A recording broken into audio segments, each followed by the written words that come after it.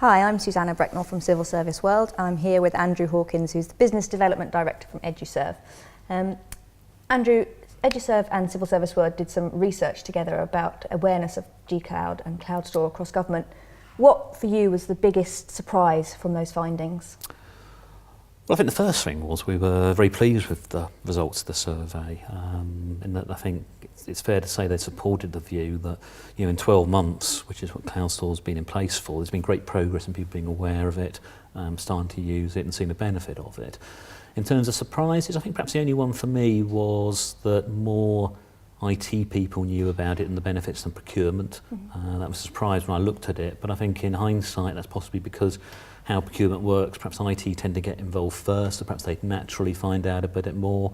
And I think also from a supplier perspective, I think we naturally tend to spend more time with IT than procurement, so perhaps there's a thing on us to actually try and make sure we work with procurement more and help them. Okay, and you said there's been great progress in the last 12 months. What progress would you like to see in the next 12 months? I think there's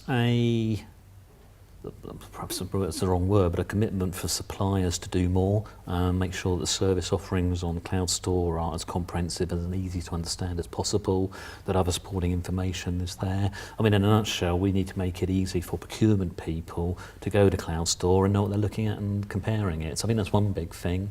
And outside of that, I think it's just the Cloud Store sort of people, the G-Cloud team, keeping on their journey, which is continued improvement and development of the framework and service. Okay.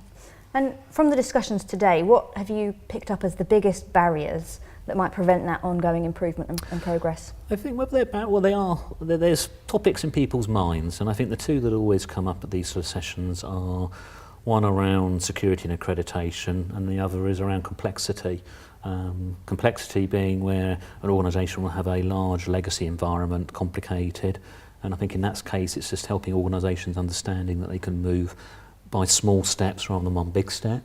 And then in the security and accreditation, when it gets to sort of IL3 and those sort of levels, it's organisations think, well, how can I buy that through the cloud? And again, I think the reality is you can, but it's perhaps taking a slightly longer or perhaps more of a deeper engagement to actually understand what's needed. Okay, well, thank you very much for your time, Andrew, and perhaps we'll be back in a year to discuss if we have addressed those barriers. Thank you. Thanks.